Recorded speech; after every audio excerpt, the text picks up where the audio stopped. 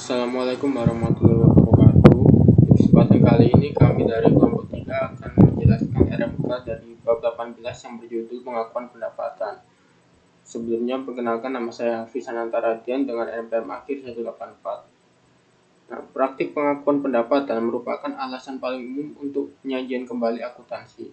Sejumlah masalah pengakuan pendapatan berkaitan dengan kemungkinan perilaku curang oleh eksekutif dan karyawan perusahaan. Salah satu tantangan paling signifikan terkait pengakuan pendapatan adalah besarnya pertimbangan yang diperlukan dalam memutuskan cara melaporkan transaksi pendapatan. Sejak tahun 2016, auditor perusahaan publik di wilayah ekonomi Eropa diwajibkan untuk melaporkan area yang mereka anggap sebagai masalah audit utama atau KAM. Sesuai dengan namanya, area audit ini adalah area yang paling signifikan dan yang memerlukan pertimbangan auditor yang signifikan. Tidak mengherankan, pendapatan dan penghasilan lainnya merupakan salah satu hal yang paling sering dicatat.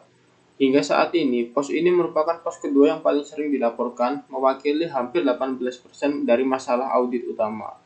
Satu-satunya hal yang sering dilaporkan adalah terkait dengan penurunan nilai aset.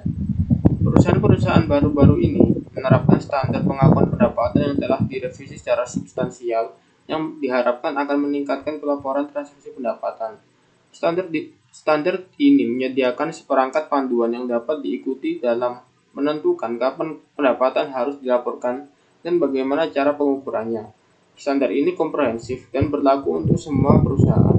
Oleh karena itu, komparabilitas dan konsistensi dalam pelaporan pendapatan harus ditingkatkan.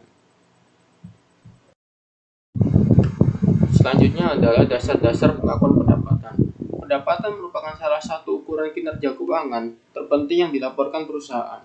Pendapatan memberikan wawasan tentang kinerja perusahaan di masa lalu dan masa depan, serta merupakan pendorong signifikan bagi ukuran kinerja lainnya seperti EBITDA, laba bersih, dan laba per saham. Oleh karena itu, menetapkan pedoman yang kuat untuk mengakui pendapatan merupakan prioritas dalam penetapan standar. Sebagian besar transaksi pendapatan hanya menimbulkan sedikit masalah dalam pengakuan pendapatan. Artinya, sebagian besar perusahaan memulai dan menyelesaikan transaksi secara bersamaan. Baik IASB maupun FASB telah menunjukkan bahwa kondisi pelaporan pendapatan tidak memuaskan. IFRS dikritik karena kurangnya panduan di sejumlah area. Misalnya, IFRS memiliki satu standar umum tentang pengakuan pendapatan, yakni IAS 18, ditambah beberapa panduan terbatas terkait topik-topik minor tertentu. Sebaliknya, US GAAP memiliki banyak standar terkait pengakuan pendapatan. Menurut beberapa perkiraan lebih dari 100, tetapi banyak yang meyakini standar-standar tersebut seringkali tidak konsisten satu sama lain. Dengan demikian, akuntansi pendapatan memberikan kontras yang paling tepat antara pendekatan berbasis prinsip IFRS dan berbasis aturan US GAAP. Pada tahun 2014, IASB menerbitkan standar konvergen tentang pengakuan pendapatan yang berjudul Pendapatan dari Kontrak dengan Pelanggan. Untuk mengatasi inkonsistensi dan kelemahan pendekatan sebelumnya, standar pengakuan pendapatan yang komprehensif kini berlaku untuk berbagai transaksi dan industri. Dewan meyakini standar berikut ini akan meningkatkan IFRS dan US GAAP. Yang pertama, yaitu menyediakan kerangka kerja yang lebih kuat untuk menangani pengakuan pendapatan masalah. Yang kedua, meningkatkan keterbandingan praktik pengakuan pendapatan di seluruh entitas, industri, yurisdiksi, dan pasar modal. Yang ketiga, menyederhanakan penyusunan laporan keuangan dengan mengurangi jumlah persyaratan yang harus dirujuk oleh perusahaan. Dan yang keempat, memerlukan pengungkapan yang lebih luas untuk membantu pengguna laporan keuangan lebih memahami jumlah, waktu, dan ketidakpastian pendapatan yang diakui. Untuk selanjutnya adalah standar pengakuan pendapatan. Standar pengakuan pendapatan baru-baru ini, pendapatan dari kontrak dengan pelanggan, mengadopsi pendekatan aset kewajiban sebagai dasar pengakuan pendapatan. Pendekatan aset liabilitas mengakui dan mengukur pendapatan berdasarkan perubahan aset dan liabilitas. Dengan memutuskan bahwa fokus pada pengakuan dan pengukuran aset dan liabilitas, serta perubahan aset atau liabilitas tersebut selama masa kontrak akan menghasilkan pengukuran pendapatan yang lebih disiplin dibandingkan dengan kriteria risiko dan imbalan dalam standar sebelumnya. Dengan pendekatan aset liabilitas, perusahaan menghitung pendapatan berdasarkan aset atau liabilitas yang timbul dari kontrak dengan pelanggan. Berikut ini adalah konsep utama yang terkait dengan standar pengakuan pendapatan yang digambarkan dalam tabel berikut ini. yakni tujuan utamanya untuk mengenali pendapatan, untuk menggambarkan pengalihan barang atau jasa kepada pelanggan dalam jumlah yang mencerminkan imbalan yang diterima perusahaan atau diharapkan akan diterima sebagai imbalan atas barang atau jasa tersebut. Kemudian proses 5 langkah untuk pengakuan pendapatan, yakni identifikasi kontrak dengan pelanggan, identifikasi kewajiban kinerja terpisah dalam kontrak, tentukan harga transaksi, alokasikan harga transaksi kewajiban kinerja yang terpisah, serta mengakui pendapatan ketika setiap kewajiban kinerja terpenuhi. Dan untuk prinsip pengakuan pendapatan, yakni mengakui pendapatan dalam periode akuntansi ketika kewajiban kinerja terpenuhi. Standar tersebut pertama-tama mengidentifikasi tujuan utama pengakuan pendapatan yang diikuti oleh proses 5 langkah yang harus digunakan perusahaan untuk memastikan bahwa pendapatan tersebut diukur dan dilaporkan dengan benar. Selanjutnya akan dijelaskan oleh teman saya. Wassalamualaikum warahmatullahi wabarakatuh. Assalamualaikum warahmatullahi wabarakatuh. Perkenalkan, nama saya Oman Rahman Armenian dengan NPM akhir 195 dari kelompok 3. Sini saya akan mempresentasikan tentang proses 5 langkah dalam pengakuan pendapatan dengan contohnya yaitu transaksi Airbus dengan Cathay Pacific. Asumsikan bahwa pesawat Airbus dari France menandatangani kontrak untuk menjual pesawat terbang ke maskapai penerbangan Cathay Pacific dari Hong Kong seharga 100 juta. Di sini adalah proses 5 langkahnya dari transaksi Airbus tersebut. Yang pertama, mengidentifikasi kontrak dengan pelanggan. Pengidentifikasian ini berarti mencari apa saja kewajiban yang ada dalam kontrak tersebut dan berapa biaya yang dikeluarkan atau diterima untuk penyelesaian kontrak tersebut atau saat kewajibannya telah terpenuhi. Di sini Airbus telah menandatangani sebuah kontrak untuk penyerahan pesawat kepada Cathay Pacific. Berarti kontrak tersebut berisi tentang kegiatan penjualan pesawat pada Cathay Pacific. Yang kedua, pengidentifikasian kewajiban pelaksanaan terpisah dalam kontrak. Di sini pengidentifikasian kewajiban ini jika ada kewajiban selain kewajiban yang telah diketahui. Seperti contohnya ini Airbus memiliki kewajiban laksanaan yaitu penyerahan pesawat ke Cathay Pacific. Apabila Airbus ingin menambahkan sesuatu misal pelayanan perawatan pesawat, maka layanan tersebut akan dihitung sebagai konsekuensi atas janji atau kontrak atau bisa dihitung sebagai kewajiban dari kontrak tersebut selain penyerahan pesawat. Yang ketiga, menentukan harga transaksi. Bantuan harga transaksi biasanya telah tertulis dalam kontrak yang telah disepakati. Misalnya di sini Airbus menyepakati kontrak yang dimana penyerahan pesawat ini dihargai sebesar 1 juta euro. Lalu selanjutnya ada pengalokasian harga transaksi ke kewajiban pelaksanaan terpisah. Di sini pengalokasian harga ini pada kewajiban terpisah itu pengalokasian kepada kewajiban selain kewajiban yang telah diketahui atau kewajiban yang telah diidentifikasi. Di sini Airbus tidak memiliki kewajiban lain yang selain penyerahan pesawat kepada Cathay Pacific. Jadi pengalokasian 100 juta euro itu hanya dialokasikan pada penyerahan pesawat. Selanjutnya adalah pengakuan pendapatan setelah kewajiban terlaksanakan. Di sini pengakuan pendapatan diakui setelah kewajiban dalam kontrak tersebut telah dilaksanakan atau dipenuhi. Di sini, Airbus mengakui pendapatan sebesar 1 juta euro karena telah memenuhi kewajiban penyerahan pesawat ke Cathay Pacific. Jadi, Airbus ketika menerima 1 juta euro itu bisa dihitung sebagai pendapatan di muka. Nah, setelah melaksanakan kewajiban yaitu penyerahan pesawat dan Cathay Pacific telah menerima pesawat dari Airbus tersebut, maka pendapatan 1 juta euro tersebut pendapatan di muka 1 juta euro tersebut dipindah menjadi pendapatan dari transaksi tersebut. Selanjutnya, contoh lanjutan dari proses 5 langkah, yaitu yang menggunakan contoh perusahaan BIN.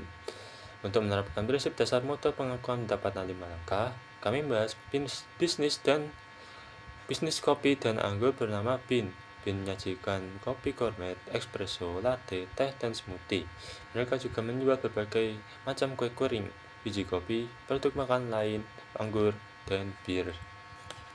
PM 240101074. Nah, pertama saya akan bahas identifikasi kontrak dengan customer step pertama. Contoh pengakuan pendapatan berdasarkan transaksi sederhana antara Bin dan Tyler. Pertama, kontrak dinyatakan valid karena ada kesepakatan hak dan kewajiban jelas pembayaran $3 yang sudah dilakukan dan Bin berkomitmen memberikan kopi. Kedua, Bin hanya memiliki satu performance obligation, yaitu menyediakan 1 cup kopi besar. Kemudian ketiga, transaction price ditetapkan sebesar $3 tanpa diskon atau penyesuaian lain. Karena hanya ada satu kewajiban, maka tidak perlu dilakukan alokasi lain. Terakhir, pendapatan diakui pada saat kewajiban terpenuhi, yaitu ketika Tyler menerima kopi dan kontrol berpindah kepadanya. Sehingga kesimpulannya, Bin akan mengakui revenue sebesar $3 pada saat kopi diserahkan kepada Tyler. Kedua adalah saat Tyler membeli 1 cup kopi seharga $3 dan 2 bagel seharga $5. Totalnya $8. Pertama, kontrak dinyatakan valid karena memenuhi semua syarat seperti pada contoh sebelumnya. Kedua, kata identifikasi performance obligation. Dalam hal ini ada 2 kewajiban, yaitu menyediakan kopi dan menyediakan bagel. Keduanya bersifat distinct, artinya bisa dijual terpisah dan memberikan manfaat masing-masing. Ketiga, transaction price adalah $8 sesuai dengan harga yang dibayar Tyler. Karena setiap kewajiban sudah memiliki harga sendiri, maka tidak diperlukan alokasi tambahan. Kemudian yang terakhir, pendapatan diakui ketika Bin menyerahkan kopi dan bagel kepada Tyler. Karena pada saat itu kontrol produk berpindah ke pelanggan. Jadi kesimpulannya, Bin mengakui revenue sebesar $8 terdiri dari $3 untuk kopi dan $5 untuk bagel. Baik, assalamualaikum warahmatullahi wabarakatuh. Perkenalkan, nama saya Royan Mubarok dengan NPM terakhir 104. Di sini saya akan melanjutkan dari kelas akuntansi menengah kelas C ya. Nah, di sini saya akan melanjutkan presentasi dari teman saya mengenai materi pengakuan pendapatan. Nah, langsung saja materi yang akan saya jelaskan yaitu mengenai menentukan harga transaksi ya, atau pada langkah ketiga ya. Nah, harga transaksi sendiri adalah sumber imbalan yang perusahaan harapkan dari pelanggan atas barang atau jasa yang diberikan. Nah, adapun juga hal penting dalam harga transaksi ini yaitu terdapat 3. Yang pertama, variabel. Nah, variabel ini tentunya harga bisa berubah karena diskon, bonus, ataupun royalti. Nah, dimana hal ini harus diestimasi ya pada awal waktu.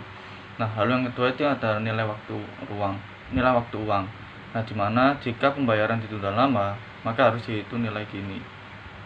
Lalu untuk non-cash consideration atau pertimbangan non-tunai, jika halnya kalau pembayaran dalam bentuk barang atau jasa, maka pakai nilai wajar. Maksud saya di sini ada 4 ya. Yang terakhir itu pembayaran ke pelanggan. Nah, dimana di sini ada diskon, kupon atau rebate, atau biasa disebut cashback yang mengurangi pendapatan itu. Nah, sebagai contoh dari transaksi harga ini ada perusahaan Peabody Construction, yang dimana kontrak tersebut membangun gudang $100.000 ditambah bonus $50. Nah, $50 ini jika selesai tepat waktu. Lalu ada estimasi sendiri dari Peabody Construction yang dimana untuk 60% tepat waktu, 30% telat 1 minggu, dan 10% jika telat 2 minggu. Maka harga transaksi atau probability weight sama dengan $147.500. Nah, untuk yang perusahaan kedua yaitu dari Samsung Group, yang dimana jika diskon volume 3%, maka pembelian mendapatkan diskon volume 3% jika pembelian di atas 2 juta. Lalu pada penjualan pertama 700.000, maka dapat estimasi di aspeknya 221.000, sehingga pendapatan yang diakui itu €679.000 pound. Lalu selanjutnya ada mengalokasi harga transaksi atau step keempat ya. Nah, yang dimana Jika kontrak memiliki lebih dari satu kewajiban kinerja atau performance obligation, maka harga transaksi ini dibagi ke tiap kewajiban berdasarkan standalone selling price atau harga jual dari produk itu sendiri. Nah, adapun juga metode dalam kalkulasi harga transaksi ini berdasarkan yang pertama market adjustment atau melihat harga pasar, yang kedua cost plus margin atau biaya ditambah keuntungan wajar, lalu yang terakhir residual approach, yang dimana total kontrak dikurangi harga item lain yang sudah bisa ditemukan. Nah, sebagai contoh, dalam alokasi transaksi harga ini ada handle company, yang dimana kontrak jual peralatan ditambah instalasi ditambah training jumlah 2 juta ya. Lalu jika harga jual terpisah, maka equipment ini 3 juta, lalu instalasi 20 juta, training 50 juta, sehingga totalnya itu kan 2 juta ya, 2.070.000. Nah, adapun juga setelah dialokasi ini menjadi equipment, yang dimana equipment ini 1.932.367 dolar, lalu instalasi menjadi 19.364 dolar, dan training menjadi 48.309 dolar. Lalu yang terakhir ada step 5 atau mengakui pendapatan. Nah, pendapatan ini dapat diakui ketika kewajiban kinerja terpenuhi atau saat kontrol barang atau jasa berpindah ke pelanggan. Nah, adapun juga cara pengakuan ini melalui 2 cara. Yang pertama ada at a point in time, yang dimana sekali saat barang atau jasa diserahkan. Contohnya itu jual kopi. Lalu yang kedua ada overtime, sepanjang periode kontrak. Dan overtime ini jika halnya pelanggan menerima manfaat seiring jasa diberikan, atau aset dikendalikan pelanggan saat dibuat, atau juga aset tidak punya alternatif penggunaan dan perusahaan punya hak atas pembayaran. Sebagai contoh dalam mengakui pendapatan ini, dalam Gomez Software, kontrak dalam bikin cair contribution margin radio mesin software khusus tidak bisa dijual ke pelanggan lain karena pelanggan harus bayar sesuai progres. Nah, yang dimana pendapatan diakui overtime dengan metode progres atau cost to cost, biaya dalam biaya. Baik, sekian penjelasan dari materi saya. Untuk materi selanjutnya akan dijelaskan oleh rekan saya. Terima kasih. Wassalamualaikum warahmatullahi wabarakatuh. Assalamualaikum warahmatullahi wabarakatuh. Perkenalkan, nama saya Muhammad Razim Hasin dengan NPM akhir 100. Saya akan melanjutkan pembahasan yakni tentang sales returns and allowances atau pengembalian dan juga potongan penjualan. Nah, retur dan potongan penjualan ini sangat umum bagi banyak perusahaan yang menjual barang kepada pelanggan. Akun retur dan potongan penjualan merupakan akun kontra dari pendapatan penjualan. Nah, sedangkan akun persediaan yang dikembalikan digunakan untuk memisahkan persediaan yang dikembalikan dari persediaan reguler. Nah, selanjutnya ada repurchase agreements atau perjanjian pembelian kembali. Dalam beberapa kasus, perusahaan menandatangani perjanjian pembelian kembali yang memungkinkan mereka untuk mengalihkan aset kepada pelanggan tetapi memiliki kewajiban tanpa syarat atau forward atau hak tanpa syarat atau call option untuk membeli kembali aset tersebut di kemudian hari. Dalam situasi ini, pertanyaannya adalah apakah perusahaan menjual aset tersebut? Nah, umumnya perusahaan melaporkan transaksi ini sebagai pembiayaan atau pinjaman. Artinya, jika perusahaan penjual memiliki kewajiban forward atau call option untuk membeli kembali aset tersebut dengan jumlah yang lebih besar atau sama dengan harga jualnya, maka transaksi ini merupakan transaksi pembiayaan oleh perusahaan. Nah, selanjutnya yakni bill and hold arrangements atau pengaturan penagihan dan penahanan. Perjanjian bill and hold adalah kontrak di mana entitas menagih pelanggan untuk suatu produk, tetapi entitas tetap memiliki kepemilikan fisik atas produk tersebut hingga produk tersebut dialihkan kepada pelanggan di masa mendatang. Penjualan bill and hold terjadi ketika pembeli belum siap menerima pengiriman, tetapi menerima hak milik dan penagihan. Misalnya, pelanggan dapat meminta perusahaan untuk mengadakan perjanjian semacam itu. Nah, karena ada beberapa alasan. Yang pertama adalah kurangnya ruang yang tersedia untuk produk tersebut. Lalu yang kedua adalah keterlambatan jadwal produksi, dan yang terakhir adalah persediaan yang melebihi kecukupan di saluran distribusinya. Selanjutnya, hubungan prinsipal agent. Hubungan di mana prinsipal ini memiliki kewajiban utama untuk memberikan barang atau jasa, sementara agent hanya mengatur agar prinsipal dapat memenuhi kewajiban tersebut. pengakuan pendapatan, yakni prinsipal mencatat seluruh harga penjualan sebagai pendapatan. Agen hanya mencatat komisi atau fee yang diterima, bukan seluruh harga transaksi.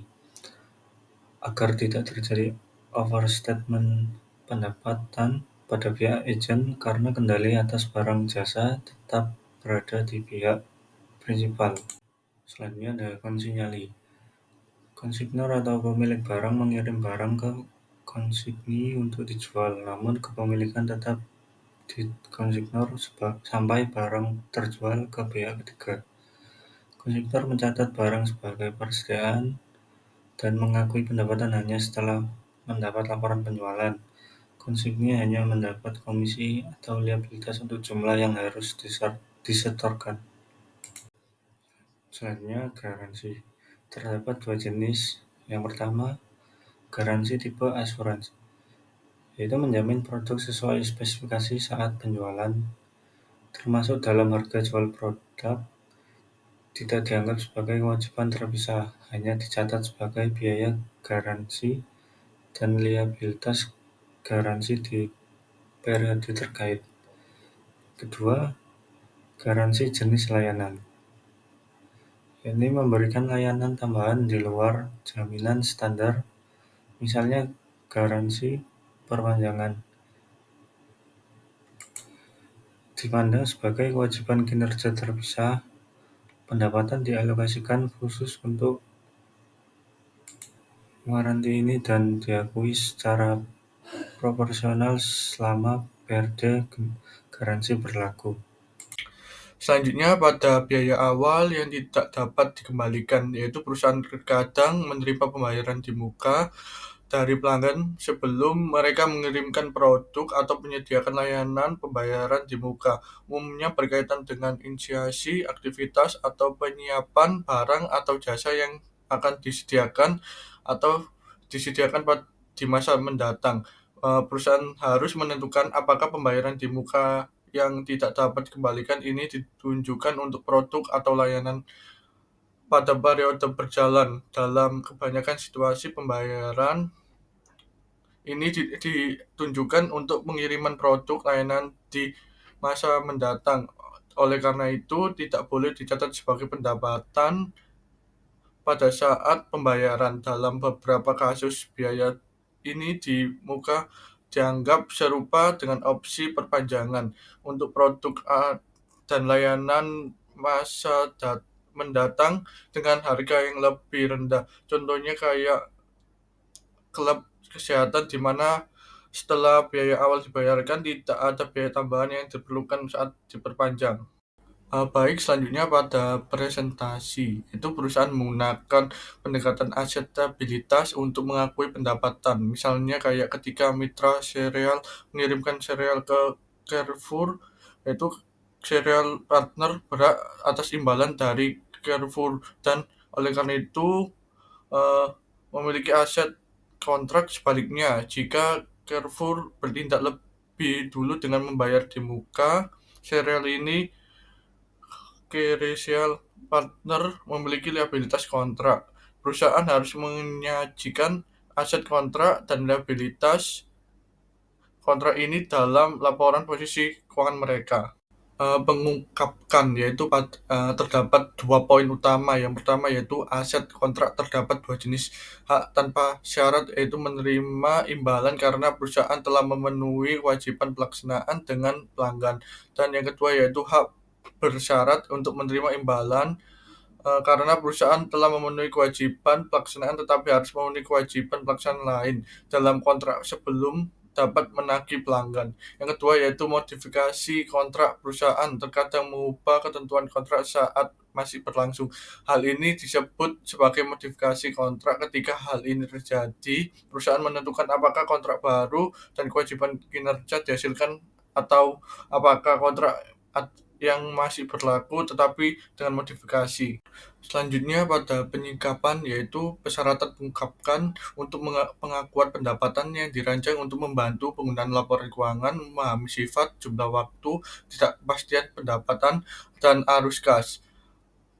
yang ditimbul dari kontrak dengan pelanggan. Untuk mencapai tujuan tersebut, perusahaan mengungkapkan informasi kualitatif dan kuantitatif tentang semua hal berikutnya. Terdiri dari 3 poin utama, yaitu kontrak. Yang pertama yaitu kontrak dengan pelanggan, yaitu mengungkapkan ini mencakup disintegrasi pendapatan dan penyajian saldo awal akhir dalam aset kontrak dan liabilitas kontrak, serta informasi penting terkait dengan kewajiban kinerja. Yang kedua, penghakiman yang signifikan, yaitu mengungkapkan mencakup putusan dan perubahan dalam putusan tersebut yang mempengaruhi penentuan harga transaksi, alokasi harga transaksi, dan penentuan waktu pendapatan. Yang ketiga itu aset yang diakui dari biaya yang dikeluarkan untuk memenuhi kontrak, yaitu pengungkapkan ini mencakup saldo akhir, aset yang diakui untuk memperoleh atau memenuhi kontrak, jumlah amortisasi yang diakui,